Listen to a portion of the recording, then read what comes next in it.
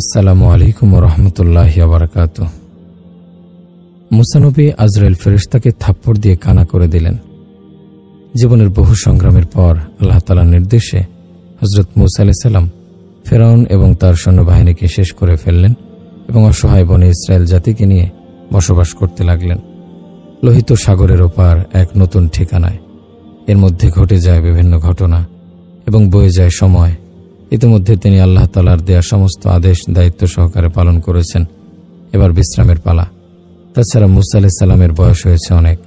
তখন তিনি নিজ দায়িত্ব হযরত ইউসা আলাইহিস সালামের উপর অর্পণ করে নিজে কিছুটা বিশ্রাম গ্রহণ করলেন। শরীরের শক্তি এবার প্রায় শেষ হয়ে আসছে। বয়স বাড়লে এমনই মনে হয়। মনে মনে ভাবছেন অতীতের বহু কথা। এমন সময় হঠাৎ করে মালাকুল মউত আজরাইল ফেরেশতা এসে সালাম দিলেন।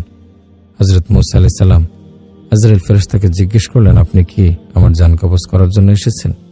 আজরাইল আলাইহিস সালাম বললেন যে আল্লাহ তাআলার প্রবর্তিত স্বাভাবিক নিয়ম অনুসারে আপনার জানটা কবজ করার সময় এসে গেছে। হযরত মুসা আলাইহিস সালাম জিজ্ঞেস করলেন, আপনি কি আমার জানটা মুখ থেকে বের করে নেবেন? অথচ আমি মুখ দিয়ে আল্লাহ তাআলার সাথে সরাসরি কথা বলেছি। তখন আজরাইল আলাইহিস সালাম বললেন, তাহলে চোখ দিয়ে বের করে নেই। হযরত মুসা আলাইহিস সালাম বললেন, চোখ দিয়ে আমি আল্লাহর দর্শন করেছিলাম। বললেন, তবে নাক দিয়ে নেব।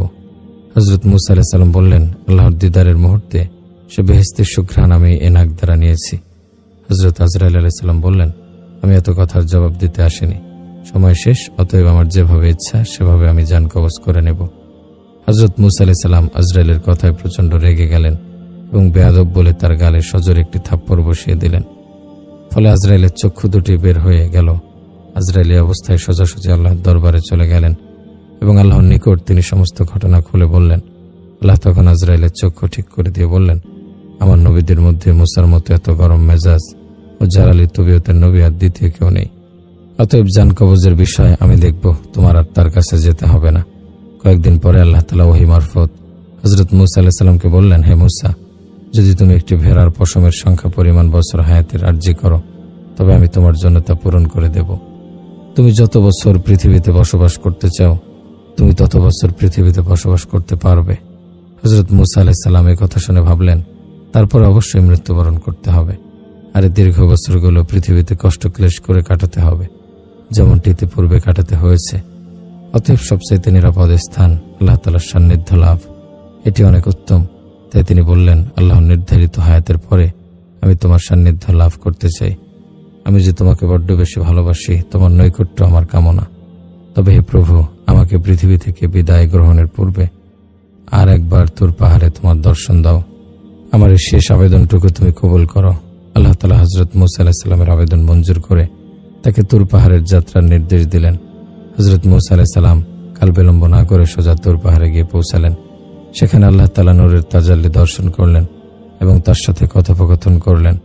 সর্বশেষে হযরত মুসা আলাইহিস সালাম আল্লাহর দরবারে আরজ করে বললেন, হে মহান প্রভু, আপনি আমার অবাধ্য কওমের প্রতি আর কোনো গজব নাজিল না করে তাদেরকে রহমতের ছায়াতলে আশ্রয় দিন এবং তাদেরকে রোজগারের ব্যবস্থা করুন, তারা যেন অনাহারে মৃত্যুবরণ না করে। আল্লাহ তাআলা হযরত মুসা আলাইহিস সালামের আবেদনের প্রেক্ষিতে বললেন, আমি আল্লাহ ইমানদার, নাফরমান, কাফের ও জীব জানোয়ারের প্রতিপালক, রিজিকদাতা। আমি কাউকে উপবাস রাখি না। যে যেখানে আছে আমি তার রিজিক সেখানে পৌঁছে দিই। এই কথার পরে আল্লাহ তাআলা তখন হযরত মুসা আলাইহিস সালামকে পাহাড়ের উপর তার লাঠি দ্বারা আঘাত করতে বললেন। হযরত মুসা আলাইহিস সালাম পাহাড়ের উপর আঘাত করলেন।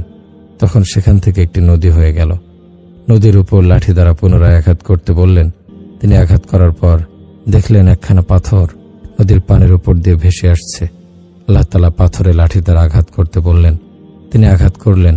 তখন দেখা গেল পাথরের মধ্য থেকে একটি ফড়িং বের হয়েছে আর মুখে এক টুকরা কাঁচা ঘাস। এই দৃশ্য দেখে হযরত মুসা আলাইহিস সালাম সেখানে সিজদায় পতিত হলেন। কিছুক্ষণ পরে আল্লাহ তাআলার পক্ষ থেকে নবীকে সালাম প্রদান করে বিদায় দেয়া হলো। হযরত মুসা আলাইহিস সালাম তুর পাহাড় থেকে নেমে একটু অগ্রসর হয়ে দেখলেন 7 জন লোক একটি কবর করছে। তখন নবী তাদেরকে জিজ্ঞেস করলেন, ভাইরা আমার, তোমরা নির্জন এলাকায় কার কবর করছো? তারা বললেন, আপনার মতো একজন মহৎ ব্যক্তির কবর করছি। আপনিও আমাদের সাথে এই কাজে শরীক হতে পারেন। তখন হযরত মুসা আলাইহিস সালাম তাদের সাথে কিছুক্ষণ কবর করার কাজ করলেন। অতঃপর তারা বললেন, হে নবী, যার জন্য আমরা কবর করতেছি দৈর্ঘ্যে প্রস্থে সে আপনার মতো, অতএব আপনি একবার কবরটি মাপার জন্য নিজে ওখানে শুয়ে একটু পরীক্ষা করে দেখুন। হযরত মূসা আলাইহিস সালাম তাদের কথায় কবরে নেমে শুয়ে পড়লেন এবং বললেন, হে খোদা, নিঝুম এই জায়গাটি তুমি আমার জন্য কবুল করো। হযরত মূসা আলাইহিস সালামের আবেদনের সাথে সাথে একজন ফেরেশতা এসে তাকে একটি আপেল খেতে দিল। বিসমিল্লাহ বলে যখন তিনি আপেলটি খেতে আরম্ভ করলেন, তখন তার জান কবজ হয়ে গেল। ইন্না লিল্লাহি ওয়া ইন্না ইলাইহি রাজিউন। তখন উপস্থিত ফেরেশতারা হযরত মূসা আলাইহিস সালামকে গোসল করিয়ে জানাজা পড়ালেন এবং তাকে পুনরায় সে কবরে দাফন করলেন। কোনো মানুষ জানতে পারল না হযরত মূসা আলাইহিস সালামের দাফন কোথায় হয়েছে। বনী ইসরায়েলেরা হন্যে হয়ে তার কবরের অস্তিত্ব অনুসন্ধান করে বিফল হয়েছে। মানুষ জাতির জন্য তার কবরের অস্তিত্ব আজও অজানা রয়ে গেছে। তিনি পৃথিবীতে আনুমানিক 150 বছর বেঁচে থেকে আল্লাহর সান্নিধ্য লাভ করেন।